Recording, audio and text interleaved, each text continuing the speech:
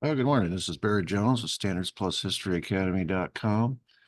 And we are on beginning episode 33, I believe, 33.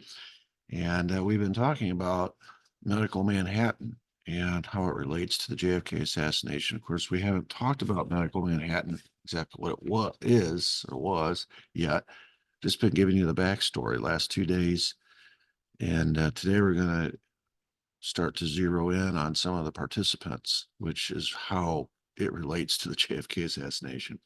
More specifically, the summer of '63, New Orleans, and eventually the Mexico City story that the CIA drops on the American people after the assassination. Um, so far, what we've discussed is two different responses to the polio epidemic, which, of course, I went way back and discussing the polio epidemic and how it was a kind of an indirect result of the antibiotic penicillin. And the first response to the polio epidemic was the Salk vaccine. And of course, Dr. Eddy warned that it was too strong. The doses were too strong into the bloodstream. It was going to paralyze and kill children, which is exactly what it did. Government went ahead with it anyway. When I say the government, I'm mainly talking about the vice president of the United States who was in charge of the program. At that time, it was Richard Nixon. And then, of course, CDC and NIH as well. They went ahead with the program because they had already ordered all the doses and they'd already made all the promises. This was safe and effective. After the Cutter incident, when they had to recall the vaccine, it was on to the next vaccine, the next version of it, and that was Sabin's vaccine, which was not a injection, it was an oral application, sugar cube, goes to the digestive system, then into the bloodstream. It's a lighter dose, and it succeeded. It showed a lot of promise. But again, Dr. Eddy warned that in the manufacture of the Sabin vaccine, monkey kidneys had been used, live tissue had been used from monkeys to create the vaccine. And there were viruses that came from the monkeys. Uh, Ordinary cases, that wouldn't be a problem, but the viruses had mutated because the monkeys had been caged together. And there were two viruses in particular that were of concern. One, she didn't know what it was. Nobody did at the time. It was what they called SIV, simian immunodeficiency virus. Wasn't sure what that would turn into. She did know it had a 30-year incubation period. And she warned of that. But the bigger concern was the SV40, which stands for simian virus number 40, which is cancer, also had a 30-year incubation period. So she warns all the powers that be, okay, if you mass inoculate, which of course, by the time they got this warning, they've already inoculated 100 million people, mostly kids. She says, if you continue to use this, it's going to be devastating. In 30 years, we're going to have at least one epidemic as a result of this. It's going to be cancer. Of course, we know that in the 80s, we had two epidemics break out, AIDS and cancer. And of course, Nixon and the NIH and the CDC went ahead with it anyway for the same reasons.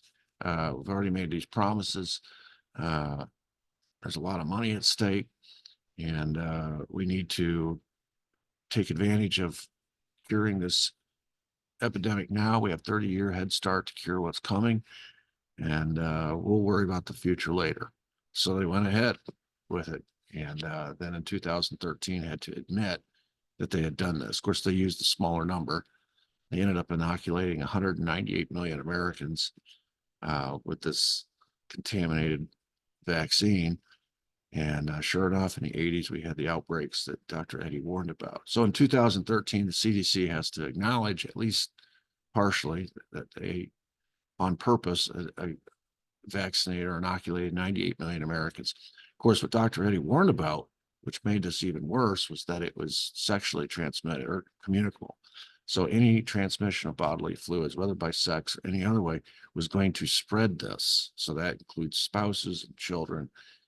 The numbers could be truly staggering. Going back, because we're going to touch on him today, Dr. Ochsner tried to save the Salk vaccine. If you remember that story, he's that famous doctor, that lung cancer doctor from New Orleans, and he really didn't have anything to do with the the vaccines themselves, but he had a lot of money tied up in Cutter Labs. And so he inoculated famously his 2 grandchildren in public to try to prove that this vaccine was safe. And of course, it killed his grandson and it partially paralyzed his granddaughter. So there's been so many warnings along the way. 2 from Dr. Eddie, both ignored. Obviously, all you got to do is watch what happened to Dr. Ochsner's grandkids. That's a pretty stark warning. And we literally put the gas pedal to the floor, went right through all the stop signs. And what we want to talk about today is the beginning of a project to weaponize this vaccine, because now the CIA sees potential in this to use as a weapon. We're in a Cold War, and we have an enemy 90 miles off our coast. His name is Fidel Castro. And we'll get to this later when we talk about all the assassination attempts on his life. Some figures have it as high as 643 times we're going to try in the late 50s and the early 60s to assassinate this guy. And we fail every time. So there is a target on him from our intelligence community, also from our military. We'd really like to get this guy out of the way. Our government would like to get, the mafia would like to get him out of the way.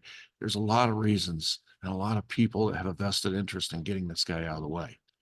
So the question we're going to answer today in the context of the boogeyman who's 90 miles off our coast is, who were the players besides Oswald? Okay, because we already know Oswald's going to be involved. We've sort of touched on it already. Who were the other players in medical Manhattan, and what specifically is medical Manhattan? What was the point of it?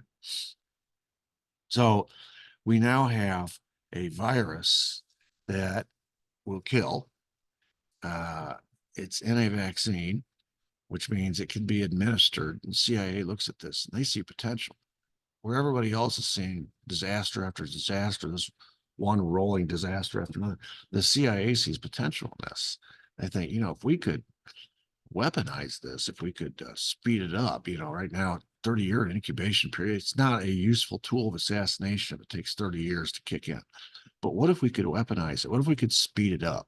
What if we could increase the intensity of this and put it in somebody's food, or, somehow inject them with it? We could use this as a tool of assassination and no one would be the wiser. It would appear that the person died of natural causes. So that is, in essence, the Medical Manhattan Project. It's about weaponizing cancer. And here is Dr. Ochsner again. Now, I will say this. He's not the only doctor involved in this, okay? He happens to be the prominent doctor involved in the New Orleans area, which is where all this pre-planning for the JFK assassination is taking place. And so that's why we talk about him. But there were other doctors involved in this project. Publicly, the government had assigned certain doctors that were involved in cancer research to find a vaccine for cancer. They knew what was coming. We learned yesterday, Nixon, when he became president, one of the first things he does is declare war on cancer. And that's late 60s, early 70s. That's before cancer has become the problem that it is today. But he knew it was coming in 10, 15 years. When he went to Russia in 72, he and Brezhnev signed a commitment to share research and work towards a cure for cancer. Brezhnev knew that Sabin, who was Russian, it was his vaccine, and a lot of the testing was done in Russia. Brezhnev must have known what Nixon knew, that in a 10, 15-year period, we're going to have an issue with cancer in both of our countries. So it's in both of our interests to work towards a cure. So they're sort of getting ahead of the curve here. It looks like they're thinking ahead. Now, they're not thinking ahead. They both read the report, or well, at least Nixon did. He read the report Dr. Eddie wrote. He knows what's coming. So publicly, a guy like Dr. Ochsner, and this works as great cover, like alibi for what's going on privately or covertly. Publicly, he's working on a cure, and it's going to be one of the most useful tools he has to recruit some pretty interesting people into his uh, project, because he is already a prominent cancer research doctor. He's the guy that's working on trying to prove the link between nicotine, smoking, and cancer. And he's close. When we get to about the summer of 63, he's right on the verge. He feels like he's close. And so some of these people he recruits, he's going to say, hey, listen, help me get over the hump here. We do this, you're going to be famous. This is going to be a big deal. Cancer is going to be a big deal soon, and we need to have a cure ready uh, when it hits, and you can be part of that. And he uses other inducements as well, but everybody likes to be in where the action is. And in 63, this is where the action was. And so some of these people are going to sign up, not realizing what they're being pulled into. They think they're going to cure cancer. And he has that cover because he has been assigned by the US government to do that. But he's also covertly working for the CIA on a side project he's simultaneously doing two things at once. On one hand, he's trying to cure cancer. On the other hand, he's trying to weaponize it. And so some of the people he's going to recruit into this project, he's going to use, it's going to be the old bait and switch. You're coming to help cure cancer. And then when he gets them there, he slides them into this covert project to weaponize cancer. And then it's too late. They're there. Uh, uh, and so they're going to participate in something. And of course, it's always sold to them. But this is just temporary. This is just going to take a summer. And when we get through the summer, we can go back to trying to cure cancer. So it's important as we start this journey today, you understand Ochsner has cover. Okay, he is hired by the government to try to cure cancer, but the CIA also has him working covertly on a side project to weaponize cancer. So we know about this research because of something now we didn't know in the 60s. A lot of things we didn't know in the 60s until the church hearings in the 70s when we found that that's what the church hearings were doing. They were looking into the CIA and some of its practices, and they're trying to figure out, what's the CIA been up to? It looks like a rogue agency, and they're just running around doing all kinds of stuff. There's no accountability.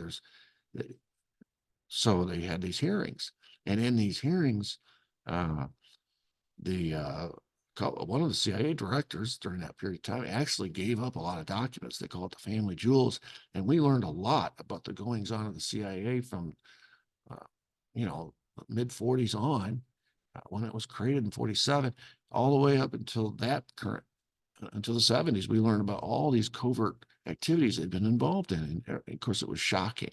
We didn't know a lot of this stuff, and it really puts a lot of the puzzle pieces together. One of the documents indicated that they had an ongoing program called Executive Action.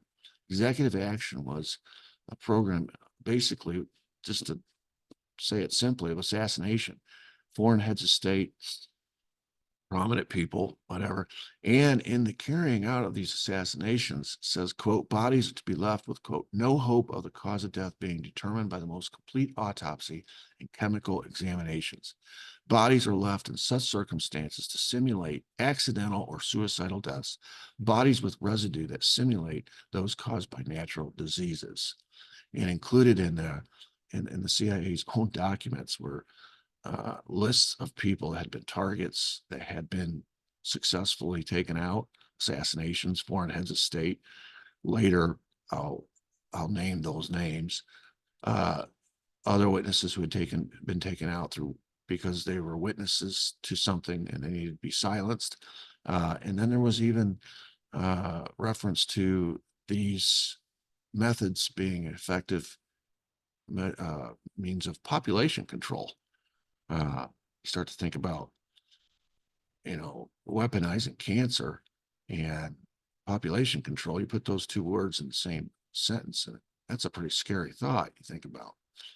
Anyway, so clearly the CIA has been involved in the research and the implementation, and they actually have documents that say where they succeeded and where they failed. Of course, the biggest failure was Fidel Castro. They kept trying to take him out and they couldn't, but they took out Lumumba and the Congo. They took out Schneider and Chalet. You know, there's a list of people, and I would submit they took out the guy in the top picture here, Jack Ruby. 28 days doesn't mean anything to you now. It will before we get through.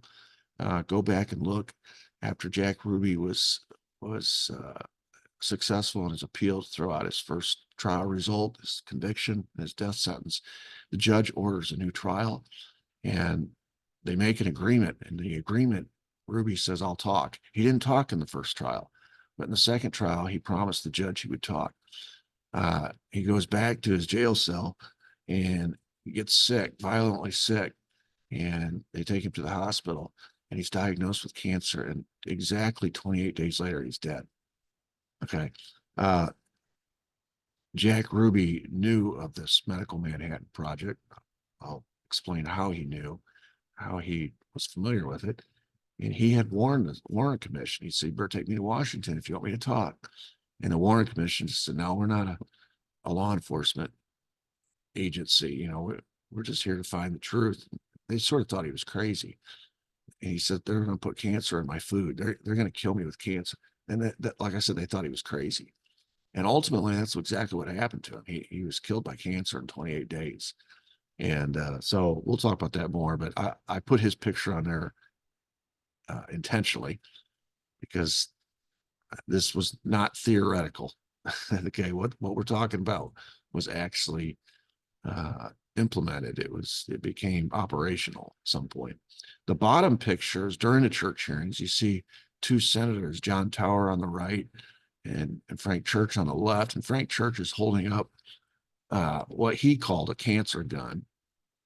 It was a piece of evidence entered into the record during the church hearings of a CIA tool for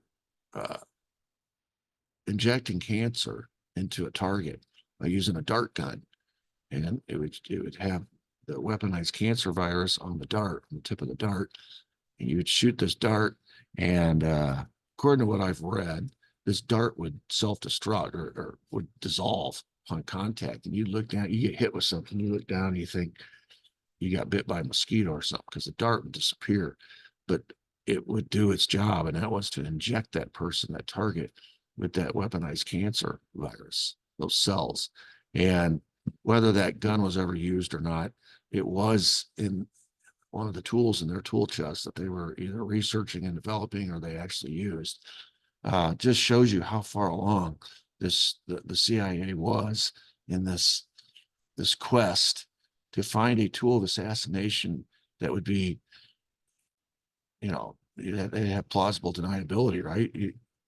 The guy's diagnosed with cancer and dies of cancer. Who thinks to suspect that was actually an assassination? It would look like just a benign natural cause kind of a death. So again, the target is Fidel Castro. And in October of 62, why this became so pressing this particular time, you know the story of the Cuban Missile Crisis. In October 1962, we had the 13-day standoff between the United States and the Soviets over missiles, offensive missiles that have been put in Cuba aimed at U.S. targets. And of course, if you know the backstory, we had missiles in Turkey aimed at the Soviets. And so their thinking was, we'll put missiles in Cuba aimed at the United States to even the playing field. There was also the little matter of the Bay of Pigs invasion. And since then, the Soviets and Castro have linked arms and become allies. And to repel a future invasion, because remember, Kennedy had lied to Khrushchev. He says, "I'm shutting Operation 40 down.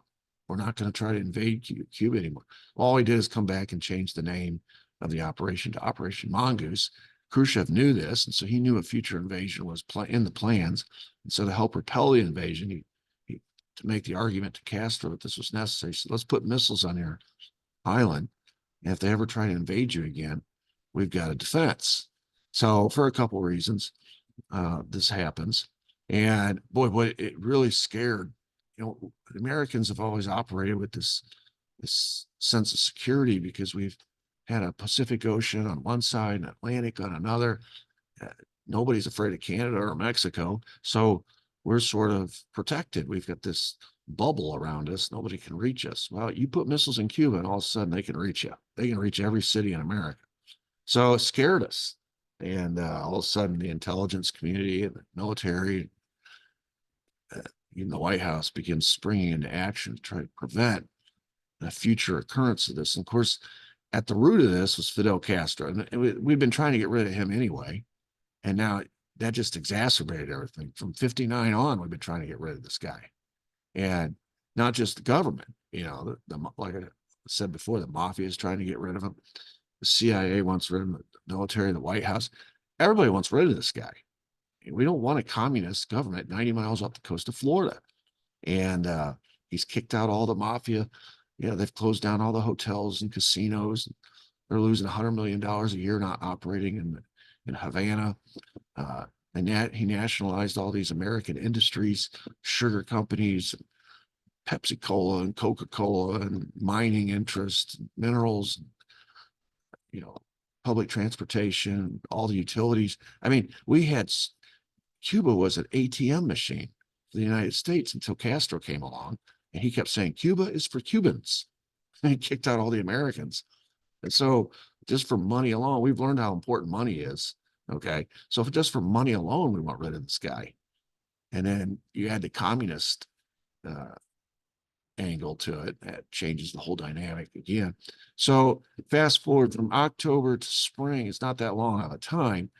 That's when Ochsner was given this assignment by the CIA to weaponize cancer and create what they call galloping cancer cells that could be activated within a victim through radiation. And the cells would be in the body and like a sleeper cell, like a terrorist sleeper cell. It's just living in your neighborhood, and you don't know it's there. And they don't go live or active until their moment comes, when they're assigned or ordered to do so. And then all of a sudden, the neighbor that you used to have lunch with turns into a terrorist. Well, it's the same way in these cancer cells. They would be injected into the body, and at such time it becomes necessary, through use of radiation, those cancer cells activate. And the patient gets sick, they go to the doctor does some x-rays, boom, they just activated the cancer cells. So this is the essence of the cancer bioweapon project that Dr. Ochsner is involved in. And since it's going to rely on radiation, he's going to need somebody who is a radiation expert. And her name is Dr. Mary Sherman. She's from Chicago, and she is the preeminent expert in our country at that time at operating a particular piece of equipment that not too many people could operate. He goes up and he recruits Dr. Mary Sherman, who is in her own right a very established, well-connected cancer research doctor up in Chicago. And he says, let's put our heads together. And of course, he recruits her on the promise that they're going to cure cancer. And of course, at this time, he's recognized as the top cancer research doctor in our country. He's closest to a breakthrough than anybody else. And so she wants to help put him over the top. She has, it's important to say, she has no idea what she's getting herself into. And several people have no idea. She's one of them. She has not a malevolent bone in her body. She did not come down to create a bioweapon. It was the old bait and switch. She got sucked into this. Okay. She's innocent in this whole thing. And of course, she's going to pay a very high price for this. Anyway, she's a researcher. She's a radiation specialist. And Dr. Ochsner said, listen, I'll set you up with your own lab. And when this is all through and we get done, you'll be a professor at Tulane University, associate professor. You'll have your own lab, your own clinic. How can you say no to this? And so Dr. Sherman comes down to Chicago. This is the infectious disease laboratory she's going to be doing her work out of. It's kind of a rundown little place in New Orleans. It's in a kind of an out of the way location. And that was intentional, because she was not going to be working on the public cure cancer program project. She was going to be working on the covert project. So they needed her in an out of the way location, especially because she was going to be operating a piece of equipment that required 5 million volts electricity. It's called a linear particle accelerator. And what it does is it shoots this kind of like a laser beam, but it's radiation. And she's going to be radiating these cancer cells to try to increase the intensity or to weaponize, to make it more lethal. And this is the piece of equipment that she operates that hardly anybody else has the expertise or the certification, the clearance to do. It's, in layman's terms, they're roasting these monkey viruses with radiation. And you'll see when we get into the how and why, you'll see how it works. I'll take you through the process. But that's her role in this project. She will operate this linear particle accelerator out of this backwoods lab in this rundown part of New Orleans. They're going to install this piece of equipment that requires all this electricity. They're going to have to specially wire this lab. It's going to be sucking all this juice out of whatever electric utility company down there in New Orleans. It could potentially attract a lot of attention. So they intentionally put this lab in an out of the way location, hidden away in this rundown building that's looks like it's condemned. And that's where she's going to be doing her work. She's going to be receiving the materials from a lab where it's being harvested, and it's going to be brought to her in containers, and then she's going to roast it with this linear particle accelerator. That's her expertise. And then it's going to go back and they're going to look at it and see how much more lethal it's become. They just keep making it more lethal and more lethal and more lethal until it kills in a designated period of time. We'll get to that in a minute. This is another picture. You can see how run down this place is.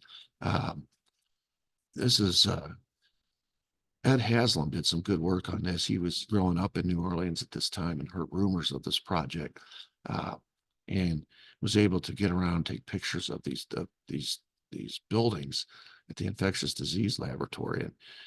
And he talks about how the whole campus was basically deserted. You could very easily carry out a project there, and no one would know. Very few people would know what you're doing there because there's hardly anybody there. Nobody wants to be there. It's overgrown. The weeds were high. The building was falling apart, broken windows, vandalism. The fences were down. It was just kind of one of those scary looking places you see in a horror film or something. And this is where Dr. Mary Sherman's doing her work. So that's her role. Another guy was recruited into this. Now, this guy was not recruited by Ochsner. This guy was assigned by CIA because he is CIA. And since he's operating out of New Orleans, he is assigned to be a couple things. First of all, this is the building that we've talked about before. This is the Newman building. And you see that front entrance there is where Lee Harvey Oswald ran his Fair Play for Cuba committee out of. And then around on the side, you can kind of see it there. That side entrance is where Guy Bannister ran his private investigator firm. But really what that was cover. That was a front. What he was doing was running Operation Mongoose out of that back door and all the area in that building, upstairs included. They were running guns, weapons, and all kinds of stuff, training into Cuba. They were also training Cuban refugees for a future invasion. David Ferrie was involved with him, Guy Bannister. Clay Shaw was financing it. It was all running out of that back office there. Well, Oswald comes to town spring, about the time Ochsner gets assigned by the CIA to start this covert project. And we learned previously that Oswald came to town, got himself a cover job, right? He would go to his job during the day, but then he would disappear out the back. He would come to this building, which was 3 blocks away. And he would do whatever Guy Bannister assigned him to do that day. A lot of times during the day, he was out leafleting, building a case, public case for the CIA to use later in the cover story against him, that he was pro-Castro. That's why he started the Fair Play for Cuba committee. So he would do that, whatever Guy Bannister gave him to do that day. Some days it was, all right, write this letter to the Fair Play Cuba committee, make these posters, go leaflet on Canal Street, go leaflet down by the Trade Mart. Guy Bannister was his handler. So he showed up every day to find out what guy would have him do that day. So he was Oswald's handler during the day, but he was also in charge of Oswald's evening activities, and that included Medical Manhattan. So that was Guy Bannister's role in this project, was to oversee and supervise Lee Harvey Oswald. And he, as we learned earlier, he was partnering with David Ferrie in Operation Mongoose. He helped uh, Ochsner recruit Judith Ferrie, who we're going to talk about in a minute, into this project. So Guy Bannister has his fingers in a lot of different pots at this time.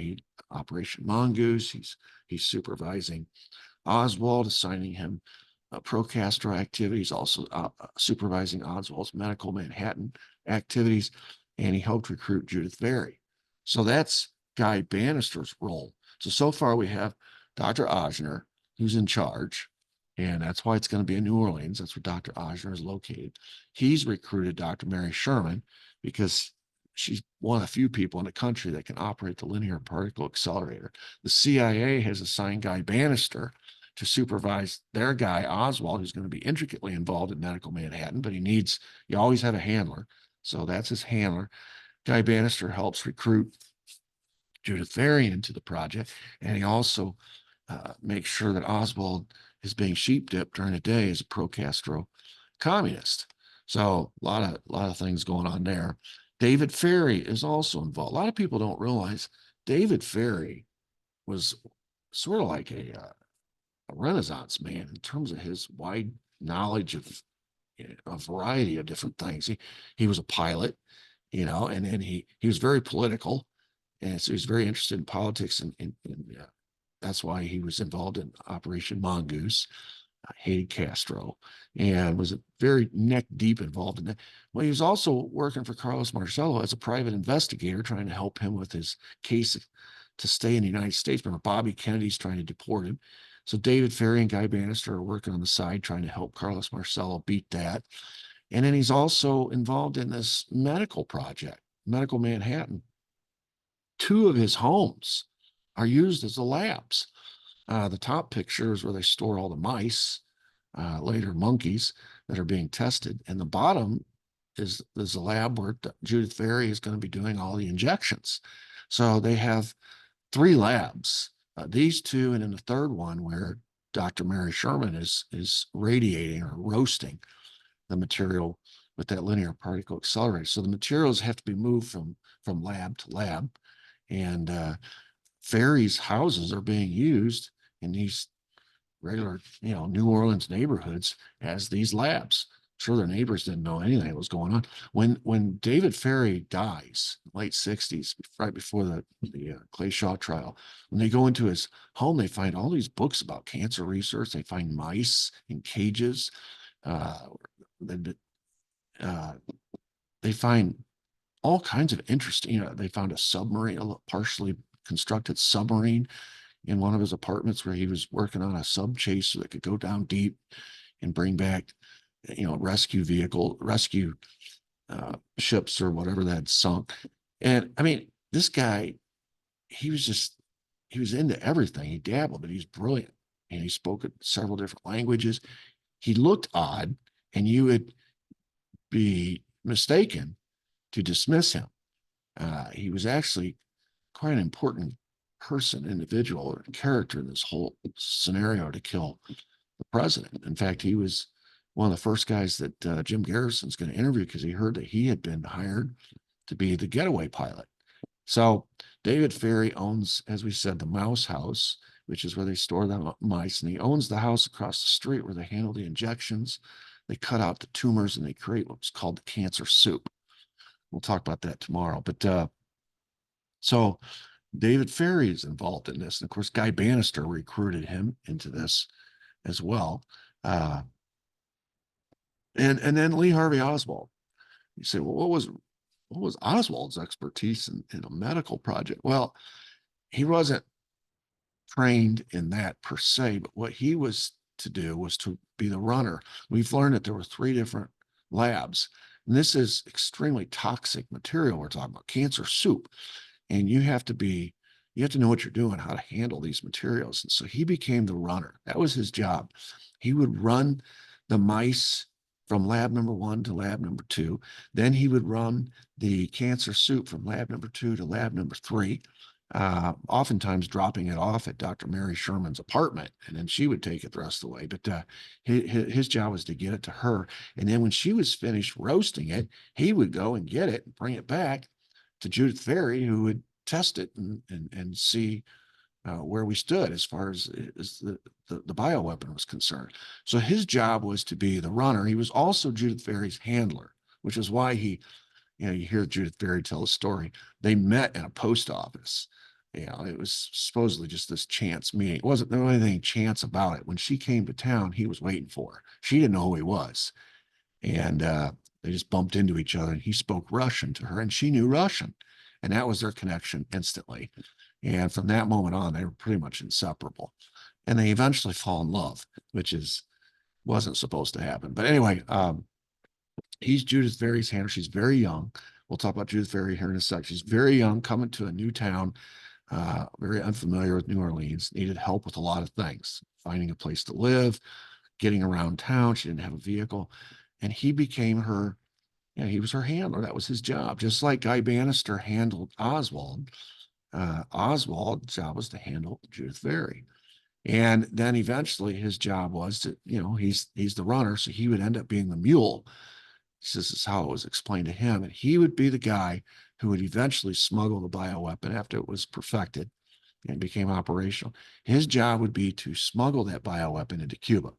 By the way, just a sneak little teaser, that's the connection to the Mexico City story. Okay. We'll get into that deeper, but he's going to Mexico City because he's got a legitimate reason for doing that. The CIA just doesn't want people to know what that legitimate reason is. They would like to substitute their version for the real version. So anyway, that's Lee Harvey Oswald's role. Of course, during the day, we've already learned he was being sheep dipped. Guy Bannister was having him hand out these posters and appear publicly on radio shows and TV programs, always taking the pro-Castro side of things, agitating, trying to make scenes, cause scenes. And so this, and always leave a paper trail so that when the time comes and they need a scapegoat for the JFK assassination, this guy has been set up beautifully to do that. So that's what Oswald's doing. What about Judith Ferrie? Who is Judith Ferrie? Oh my goodness. I could spend several episodes on this. I won't, but this is young Judith Ferrie. As you can see, she's probably 17, maybe 18 when this picture was taken. She, as far as this project is concerned, is going to be a lab technician for Dr. Ochsner. She is a savant or a child prodigy when it comes to this. You say, well, would a 17 or 18 or 19-year-old know about cancer research? Trust me, you'll see. She is recruited by Ochsner. This isn't the first time he's recruited her. He recruited her prior to this to go up to Buffalo, New York, and help with Roswell's cancer research when she was 17 years old. So they have a relationship. They have a prior relationship. And she's college age, and she's about to enter college, go through undergrad, and then go to medical school. Her life's ambition is to cure cancer, because her grandma died of cancer when she was young. She was very close to her grandma. And she is virulently anti-Castro. She made a friend in high school whose daddy had been in Castro's inner circle and then had a falling out of some sort. And they had to flee Cuba for their lives and come to Florida. And he ended up going to high school with her, and they became best friends. And so he was very anti-Castro. So he got Judith Ferrie, who probably didn't have a political bone in her body until she met this guy. And then, of course, we had the Cuban Missile Crisis and all that. And Florida would be a place where people would have opinions on Castro because they're closest to him, and they're surrounded by all these Cuban refugees. So anyway, she turns into this virulently anti-Castro. There's public statements where she says things about Castro. And that's one of the things Ochsner uses to recruit her into this project. He says, you'd be doing your patriotic duty if you come and you help me cure cancer. He didn't tell her off the top that this is a weaponizing of cancer cells, that we're using it as a tool of assassination. He tells her we're going to cure cancer. And you want to cure cancer for your grandma, and here's your chance. Oh, and by the way, you'll be doing your patriotic duty because this is a government project, and the government is invested in this to to cure cancer. Later, when she starts to put the pieces together and realize what it is, he says, "Well, it's still a government project. We're trying to kill Castro, and you know all the bad things Castro is capable of, and you know he's an enemy. We're trying to get rid of him. So whether you're curing cancer or you're weaponizing, either way, it's a patriotic project. One, you're trying to help, you know, your government find a cure for a disease that's going to hit in a few years. The other is you're trying to get rid of an enemy of the United States. Either way, you're covered, right? He also promises her money, which she needed, every college student needs. And then here's the big one. He says, listen, you don't need to go through undergrad. I have the power to waive that, and you can receive, you can go right to medical school at Tulane. And instead of going 4 years to undergrad, you just start medical school. What you already know is more than what these students who go through 4 years of undergrad are going to know. You're past that. So here she's promised the opportunity to breeze through 4 years of college and and go right to medical school, which is going to speed up the process. Obviously, it's going to save her a bunch of money, a bunch of time, and she's going to get paid on top of it. And she's doing her patriotic duty, and she's going to cure cancer. I mean, what 19-year-old girl is going to say no? What 19-year-old person is going to say no to all that? I mean, I've been around athletes who get recruited to go to college and play Division I football or basketball, whatever. And by the time they get done telling these athletes and their parents all the stuff they're going to get, the parents have stars in their eyes, the kid has stars in his eyes, and they're ready to sign up and go right now, you know. And that's just for the next 4 years of their life. This is Judith Ferrie's future, indefinite future, right? So it's everything she's ever dreamed of. So, and of course, what she doesn't realize is that she is going to serve a very useful purpose for Dr. Ochsner, because he sees her as, this is a covert project. So he needs people that are off the books working for her, for him, that no one can trace, someone who's an expert in this area, but is untraceable. That's hard to find. Most cancer research experts, most medical research people have published something, sometimes lots of things, and they have credentials. They've graduated from this school and that medical school. They work for somebody. There's a trail. There's a paper trail. They are visible, right? But she's not. She's 19 years old. She doesn't have, all she has is a high school diploma. Well, everybody has that almost. She doesn't have a college degree. She's not been admitted to medical school yet. She doesn't have any published, nothing published to her name. She's invisible. She's untraceable. And most importantly, when the project is over, if need be, she's expendable. This is a picture of on the top left there. That is the most formal picture we have of her at this age, as she enters this project. On the right is when she's younger and she's participating in some kind of a dance competition. She was a ballerina, as you see here on top. When she was young, she was a ballerina. And so she did a lot of competitions. She was very athletic, and she was a very beautiful young lady, uh, just a prodigious person. I mean, talent, the mental acuity, the physical talent. According to the state of Florida, when they did the IQ testing, she had the highest IQ test score of anybody in her age classification in the entire state of Florida. So she was a child prodigy. You see pictures of here and here, these little competitions for the I guess maybe it's gymnastics. I don't know, some kind of dancing. And then she was in the newspaper a lot. She participated in all kinds of science fairs. You'll see in a minute why science, she really gained a lot of notoriety for her science proficiency. And she was constantly in the Bradenton, Florida newspaper for all, she was winning science fairs all across the state for her research. This is how Dr. Ochsner heard about her. Look at her at age 8. Okay. By the way, this picture is taken of her in her own homemade lab. Okay, they came in and took a picture. She's 17 in this picture, and she's introducing cancer into mice. And she's doing it faster than all the high dollar research facilities that are across the country trying to cure cancer. This is how she gets noticed. She goes, takes this research to science fairs, and everybody's like, holy cow, who is this girl?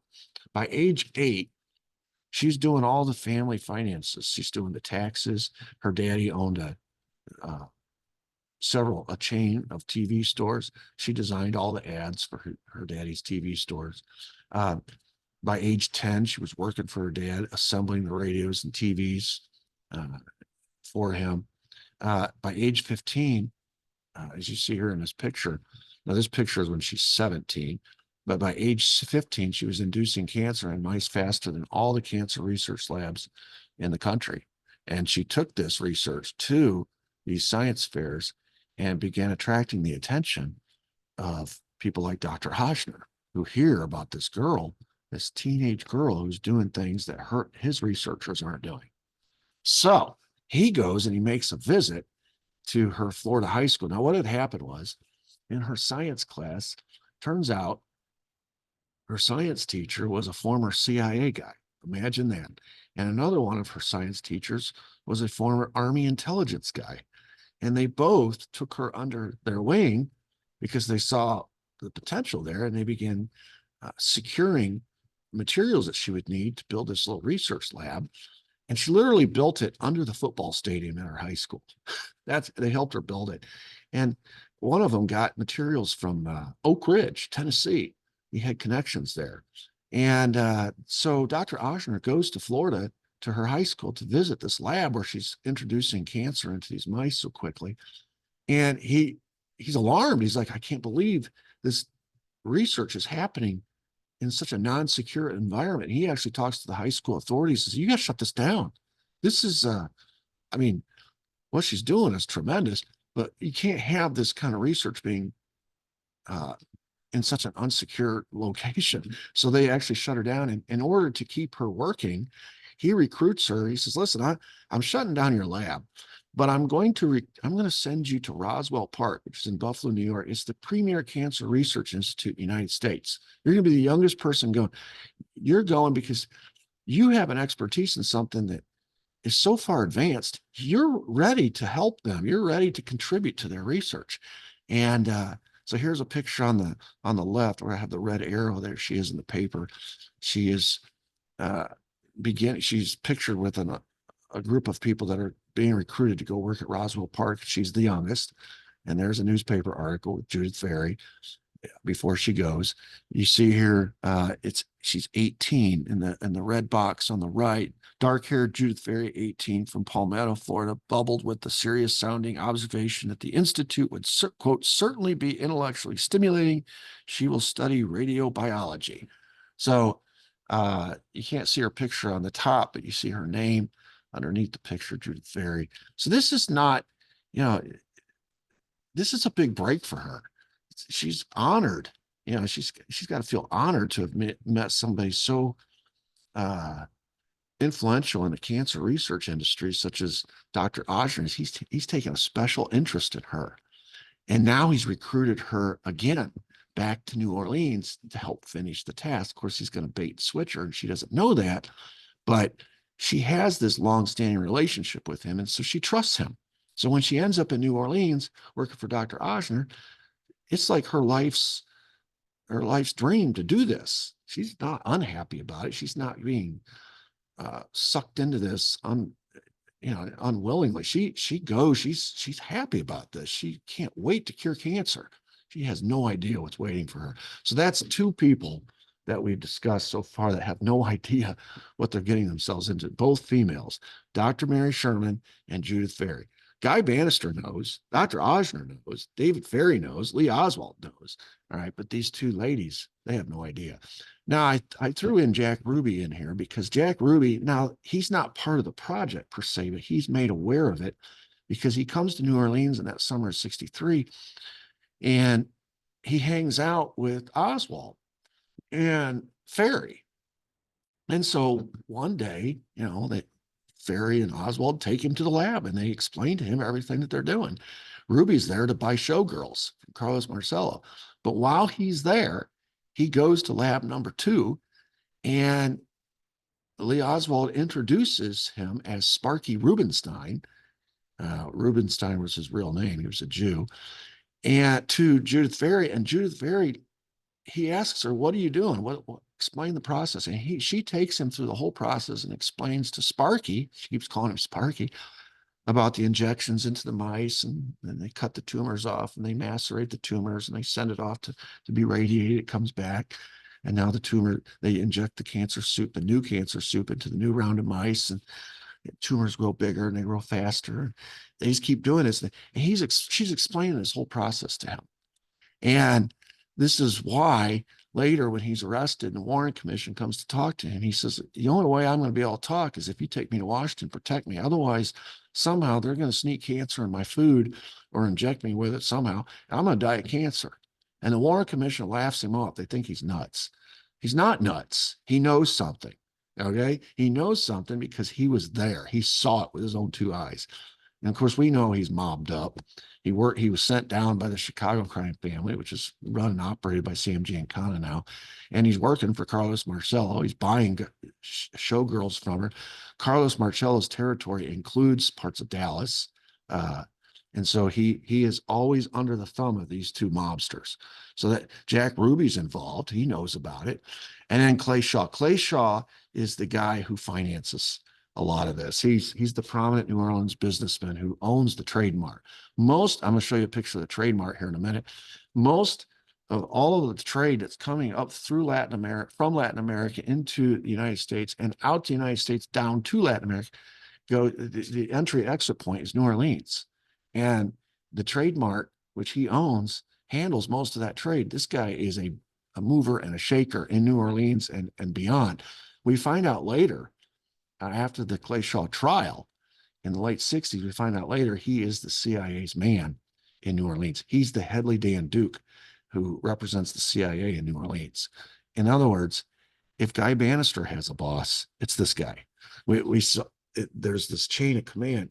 Oswald reports to Bannister, Bannister reports to Shaw, and Shaw reports to Washington. Okay, so this guy, he's the suit. We'll see him later with Oswald and Ferrie when they go on the final rung of the test, and they stop in Clinton, Louisiana, on their way to Jackson to do the final round of tests on the prisoners. It's Clay Shaw who's doing the driving. They're using his big Cadillac, and Clay Shaw is seen with them. He's involved in this project to the extent that when they go do the human test, which is the final round of testing, he goes with them. So he is, according to witnesses, like that were in Guy Bannister's office during that summer of 63. Guy Bannister was in charge. The only person Guy Bannister was deferential to was when Clay Shaw came around, because Clay Shaw paid for everything. And so Guy Bannister rolled out the red carpet whenever Clay Shaw would show up. And that was for Operation Mongoose. They were, when they were paying for all the weapons and all the stuff, the training that was going on, it was Clay Shaw was involved in that, but he was also involved in this Medical Manhattan project. And as I indicated, he drove Ferrie and Oswald to Clinton, Louisiana, and then on to Jackson when they were doing the final run of the testing at the end of the summer, after the project has sort of consummated and become operational. So this is an important guy, which is why when Jim Garrison brings charges in late 60s in the Clay Shaw, he charges this guy first because he thinks he's the head of the New Orleans part of this plot. And he said, well, how does this relate to JFK assassination? Just stay with me. I promise you, it connects. This is the Trade Mart that was owned by Clay Shaw. And it was right down on the waterfront at the intersection of the Mississippi River and the Gulf of Mexico. So, I mean, it's perfectly located. So this is the point of today's. I wanted to just kind of introduce you to the players.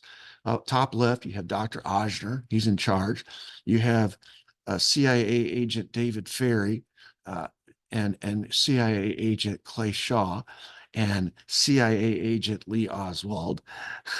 And then Guy Bannister is CIA as well. He's not pictured here. You have Dr. Mary Sherman, top right. You have Judith Ferrie Baker, bottom right. And these are the major players. Now, Jack Ruby is a peripheral guy, not that he was involved in the project, but he was aware of the project. And of course, Guy Bannister is Lee Harvey Oswald's handler. So this is the orbit that Oswald is going to be in that whole summer of 63.